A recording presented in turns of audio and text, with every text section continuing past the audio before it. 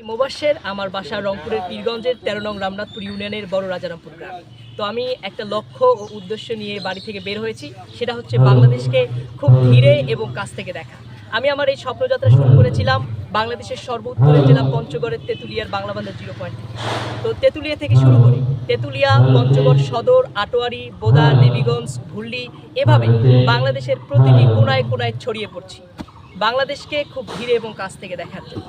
তো সাইকেলে সারা বাংলাদেশ ভ্রমণের আজ আমার ৫১তম দিন, আর এই ৫১তম দিনে এসে পৌঁছালাম এই ঠাকুরগাঁওয়ের সর্বশেষ উপজেলা হরিপুর। এই সীমান্তবর্তী উপজেলায় প্রবেশ করেই এখানকার মানুষ আমাকে যেভাবে আপন করে নিল এবং যে ভালোবাসা দেখালো, তাতে আমি সত্যিই কৃতজ্ঞ। তো আশা করি এই হরিপুরের মানুষ আমাকে সহযোগিতা করবে যাতে নিরাপদে হরিপুর ভ্রমণ সম্পন্ন করে আমার পরবর্তী জেলায় যেতে পারি। তো এই যাত্রাকালে আমি কোনো ধরনের বাধা বিপত্তির সম্মুখীন হইনি। প্রতিটি মানুষের অনেক হেটার্স থাকে, আমাদের প্রিয় নবী হযরত মুহাম্মদ সাল্লাল্লাহু আলাইহি ওয়াসাল্লামেরও কিন্তু হেটার্স ছিল। তো আমি একটা সাধারণ মানুষ, আমাকে নিয়েও আলোচনা হতে পারে, সমালোচনা হতে পারে। তো সমালোচকদের প্রতি আমার বিন্দু মাত্র রাগ নেই, কারণ তারা আমার বিনা পারিশ্রমিকের প্রচার মাধ্যম হিসেবে কাজ করছেন। আমি তাদের সমালোচনা নিয়ে বসে নেই, বরং আমি আমার কাজ আমার আপন গতিতে আমার ডেস্টিনেশনে পৌঁছাতে পারছি কিনা সেই দিকে খেয়াল রাখছি। তো যারা সমালোচনা করছেন তাদেরকে বুক থেকে ভালোবাসা, কারণ আপনার কারণেই আমাকে অনেক মানুষ চিনতে পারছে, এবং আপনার এই সমালোচনা এবং বাজে মন্তব্যের কারণেই কিন্তু ১০০ জন মানুষের মধ্যে হয়তো আমি ৫০ জন ভালো ব্যক্তি খুঁজে পাচ্ছি এবং ৫০ জনের কাছে হয়তো ভুল মেসেজ চলে যাচ্ছে।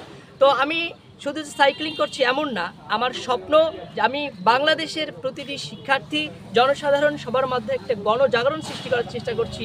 সেটা হচ্ছে প্রকৃতি বাঁচলে আমরা বাঁচব। সবাইকে অনুরোধ করছি যাতে প্রতি ব্যক্তি যাতে প্রত্যেকে কমপক্ষে একটি করে গাছ লাগায় এবং সেই গাছের যত্ন নেয়। এই বাংলাদেশকে ভবিষ্যৎ প্রজন্ম যাতে এই নরকের হাত থেকে বাঁচে। আমরা যেভাবে এই প্রকৃতিরকে ধ্বংস করছি, এতে কিন্তু আমাদের ভবিষ্যৎ প্রজন্ম একদম অন্ধকারের দিকে যাচ্ছে।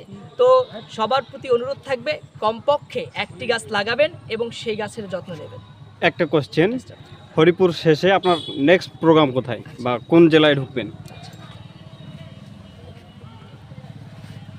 হরিপুর সম্পন্ন করে আমার পরবর্তী জেলা হবে হরিপুর উপজেলা ভ্রমণ সম্পন্ন করে আমার পরবর্তী জেলা হবে দিনাজপুর। এরপরে দিনাজপুরের প্রতিটি উপজেলার অলিতে গলিতে সমস্ত দর্শনীয় স্থানগুলো খুব ধীরে ধীরে এবং কাছ থেকে দেখতে চাই।